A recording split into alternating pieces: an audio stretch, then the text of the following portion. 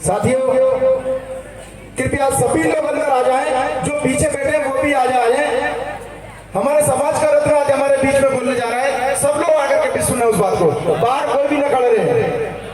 वो उनके बाद ही आपसे बात करेंगे जब आप सब लोग अंदर बैठ जाएंगे आकर। तो मैं पुनः सम्मान से आमंत्रित करता हूँ हवेलकर जी।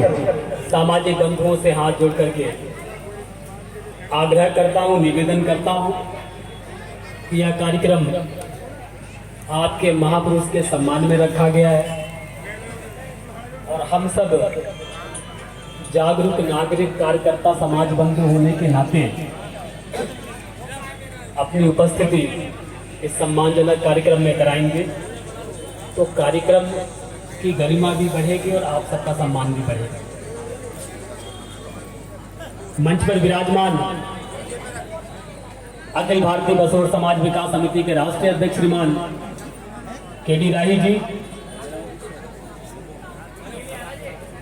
वरिष्ठ पदाधिकारी राम प्रकाश वंशकार जी, शिवलाल मकोरिया जी, कमल पिपरैया जी, विजय कोंडेलकर जी, प्रदेश अध्यक्ष नयन सिंह बमनेले जी, महिला संगठन से हीरा देवी जी, गणेश श्याम नागर जी, बलराम मिश्र जी, हरप्रसाद पुरी जी, राकेश चौटाला जी, उत्तर प्रदेश के अध्यक्ष रविंद्र कुमार बरार जी, राष्ट्रीय युवा अध्यक्ष धनीराम बसोर जी, बहुत सारे नाम है और अधिकांश लोगों से मैं भली भांति रूप से परिचित हूँ, लेकिन सबका नाम लेना संभव नहीं है। इसके लिए मैं आप सबसे क्षमा चाहता हूँ। मुझे सुबह 10 बजे समाज कल्याण मंत्री जी के साथ एक बैठक में रहना है, इसलिए मैं ज़्यादा समय भी नहीं दे पाऊँगा। फिर भी मैं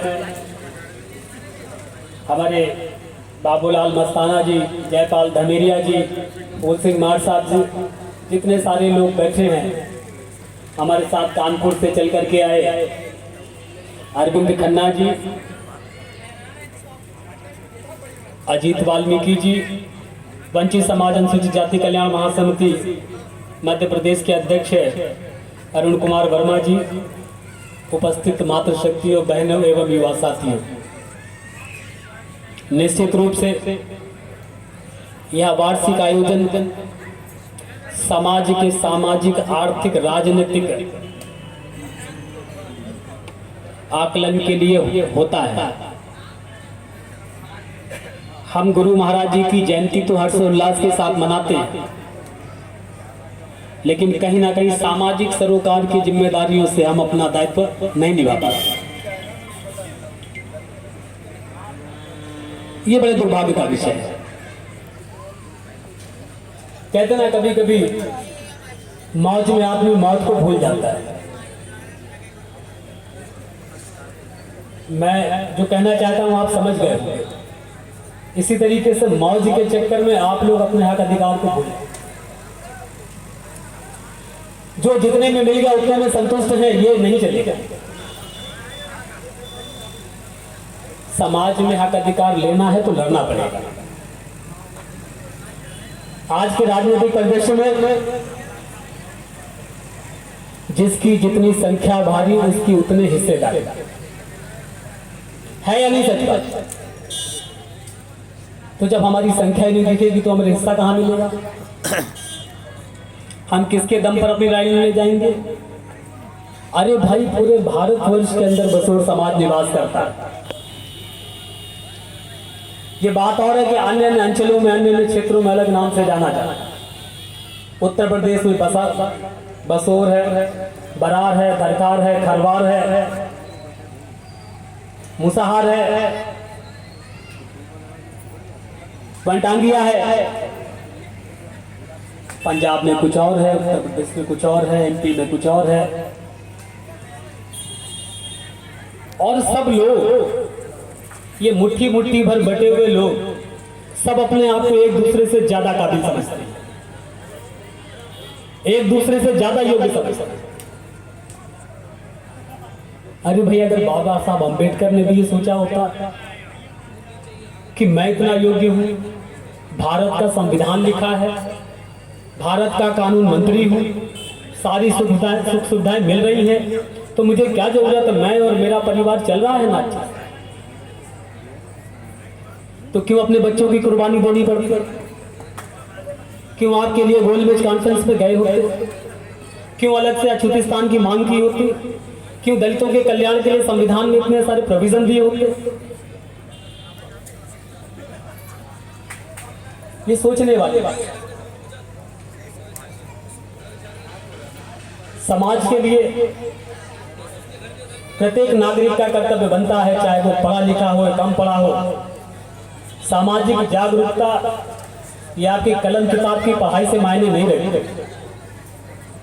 हमारे अनंत महर्षि, क्या गोकुलदास महाराज जी के पास कोई डिग्री थी क्या? बताइए आप। लेकिन जो दैवीय शक्ति होती है, जो पुण्य आत्मा होती है, जो दिव्य आत्मा होती है, वो पैदा ही इसीलिए होते हैं लोक कल्याण के लिए।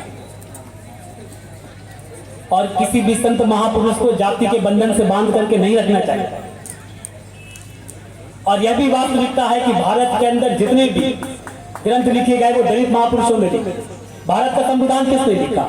डॉक्टर बाबा साहब अम्बेडकर। किस जाति के लिए? महान, हमारे साथ। महाभारत किसने लिखी? वेद व्यास ने। किस जाति से? शूद्र थे। कौन थे? हमारे साथ। रामायण किसने लिखी? महर्षि वाल्मीकि। कौन थे? अछूत थे, शूद्र थे, दलित थे, वंचित थे। महात्तर ऋषि, अनेकों अनेक महापुरुष हमारी जातियों से पैदा हुए। अरे भारत की पहचान दलित महापुरुषों से।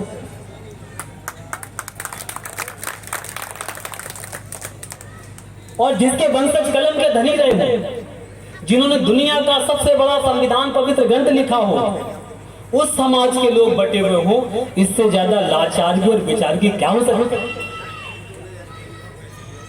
इसलिए मेरे मित्रों, कार्यक्रम जरूर करना चाहिए, सामाजिक एकता भी दिखनी चाहिए, लेकिन कार्यक्रम को बहुत सारे हिस्सों में मत समेटो। एक समय पर एक काम करो। वो कहावत है, हमारे बुजुर्गों ने कहा कि एक सादे सब सदे, सब सादे सब जाए। बहुत सारा अगर आप अरेंजमेंट करने की कोशिश करेंगे तो कुछ ना कुछ छूट जाएगा। एक प्लेट में 70 पकवान नहीं आ सकते, तो जितना आपके खाने की इच्छा है उस प्लेट में उतना ही लेना चाहिए, तभी उसका स्वाद का मजा भी मिलेगा। मैं पहले भी मैंने कहा, हो सकता है मैं अपनी बात कह रहा हूं, क्षमा प्राप्त करूं वरिष्ठ पदाधिकारियों से। जब गुरु गोकुलदास महाराज जी की जयंती है तो फिर जयंती, जब समाज के अधिकार के लिए सम्मेलन है तो फिर सिर्फ सम्मेलन है। विषय को विषयांतर मत करो, कार्यक्रम को कार्यक्रम के रूप से लीजिए। बहुत हो चुका, कई वर्षों से हम संगठन कार्यक्रम कर रहे हैं। हमारे समाज के लोग अपना बच्चों का पेट काट करके कार्यक्रम में अंशदान देते हैं। बेशकीमती समय अपने बच्चों का भविष्य अपना काम धाम रोक करके हजारों किलोमीटर से चल करके आते हैं, और हम जिन अतिथियों को बुलाते हैं तो कहीं ना कहीं हमारा पक्ष रखने में कहीं कमी है। या तो वो हमें समझना नहीं चाहते, और या फिर हम उन्हें समझाने, कुछ ना कुछ तो है। वरना अब तक इतने वर्षों से राष्ट्रीय सम्मेलन हुए, समस्या का समाधान हो जाना चाहिए। मैं आप ही के समाज का बेटा हूं, बुंदेलखंड क्षेत्र सूपा गांव का रहने वाला हूं। मेरे पिता का नाम मास्टर लाल दीवान हवेले है। बहुत अच्छे वायलिन वादक हैं, ट्रम्पेट वादक हैं, और क्योंकि हमारे खून में संगीत है, गीत है। अभी मैं सुन रहा था कृष्णा बैंड को, अरे भाई क्या क्लासिकल गीत बजाया आपने, वो नाची मयूरी फिल्म का। मैं तो रोम रोम मेरा पुलकित हो गया। मुझे तो 1-1.5 घंटे की थकान भी महसूस नहीं हुई। इतना अच्छा कॉम्बिनेशन, इतना अच्छा ट्रम्पेट में आप लोग बजा रहे हैं। बिल्कुल आंख बंद कर लो तो ऐसा लग रहा है कि मैं कहीं रमणीक स्थल पर भ्रमण कर रहा हूं। मैं चाहूंगा इस मंच से कि उन्हें भी इस योग्यता के लिए पुरस्कृत किया। बहुत अच्छा हमारे समाज की कला है, और मैं वादा करता हूं कि उत्तर प्रदेश के अंदर भी मैं अगर मेरा आयोजन सफल रहा तो उत्तर प्रदेश के मुख्यमंत्री के द्वारा आपको सम्मानित करवाऊंगा, ये मेरा वादा है। वो और 2-4 लोग जो मेरे से जुड़े हुए हैं, मेरे से मेरा मतलब मेरे समाज से जुड़े हुए उत्तर प्रदेश से बिलोंग करते हैं, मैं उन्हें बाबा साहब अम्बेडकर की जयंती पर सीएम साहब से सम्मानित करने के लिए आग्रह करूं। मुद्दे की बात पर आता आपने देखा होगा, भारतीय जनता पार्टी के एक साधारण कार्यकर्ता होने के नाते, साधन विहीन होने के नाते पार्टी का जहां जो आदेश मिलता है मैं जाता हूं। वो कहावत है ना, भरी दोपहर आधी रात आपका सेवादार के साथ, लोग नारा देते हैं, मैं काम करता हूं। मैंने किया। अभी एक वाल्मीकि स्वच्छकार समाज के लोगों का प्रकरण मेरे नॉलेज में आया कि वहां के कुछ अधिकारी गणों ने सफाई कर्मचारी कॉलोनियों को खाली कराने के लिए नोटिस भेजा हुआ। समाज के अंदर, वाल्मीकि समाज के अंदर बहुत भय व्याप्त है। लोग उस पर राजनीति करने, सरकार के खिलाफ धरना प्रदर्शन करने लगे, भय का माहौल बनाने लगे, अराजकता पैदा करने लगे। तब मुझे मेरे कुछ सामाजिक भाइयों ने, मेरे अपने लोगों ने इस लड़ाई में मुझे आगे आने के लिए कहा, और इस लड़ाई को मैंने अपने ही समाज के भाई उत्तर प्रदेश सरकार के यशस्वी राज्य मंत्री डॉक्टर लालजी प्रसाद निर्मल जी तक समाज की वेदना को पहुंचाया। उसका निराकरण हुआ। 6 दिसंबर को डॉक्टर बाबा साहब अम्बेडकर जी के महापरिनिर्वाण दिवस पर उत्तर प्रदेश के यशस्वी दलित मित्र मुख्यमंत्री श्रीमान योगी आदित्यनाथ जी ने ऐतिहासिक घोषणा की। वो क्या घोषणा थी? उत्तर प्रदेश के अंदर जहां कहीं भी दलित, अनुसूचित जाति, वंचित समाज का व्यक्ति रह रहा है, वो सरकारी भूमि पर काबिज है, गैर कानूनी तरीके से काबिज है, अनलीगल तरीके से काबिज है, उन सबको मालिक बनाने का काम किया जाए। हमने सही फोरम पर बात रखी ना, फिर हम मिले, क्योंकि जब घोषणा होती है तो उसका जियो बनने में, गवर्नमेंट आकर बनने में समय लगता है 3 से 4 महीने का। और मुख्यमंत्री ने घोषणा कर दी और हम बैठ जाएंगे तो ऐसा चलेगा नहीं। किसी भी लड़ाई को लड़ने के लिए हमें स्टेप बाय स्टेप काम करना पड़ेगा, चरणबद्ध तरीके से। हम फिर मिले, डॉक्टर लालजी प्रसाद निर्मल जी ने मुख्यमंत्री जी को पुनः प्रत्यावेदन दिया। तब नए वर्ष के तोहफे के रूप में उत्तर प्रदेश के यशस्वी मुख्यमंत्री योगी आदित्यनाथ जी ने फिर एक घोषणा की कि उत्तर प्रदेश के अंदर जितने भी गरीब वंचित समाज के लोग हैं, दलित समाज के लोग हैं, हाशिए के वर्ग के लोग हैं, निर्बल समाज के लोग, उनको 3 डिसमिल अर्थात 138 वर्ग गज जमीन का मालिक बनाया जाएगा।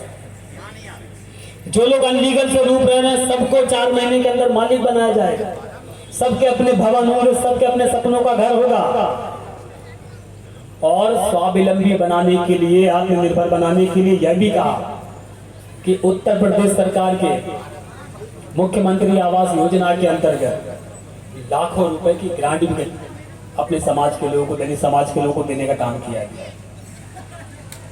और जो मकान बन रहे हैं और जो युवा हमारे बेरोजगार हैं, उनके रोजगार के लिए भी आप उस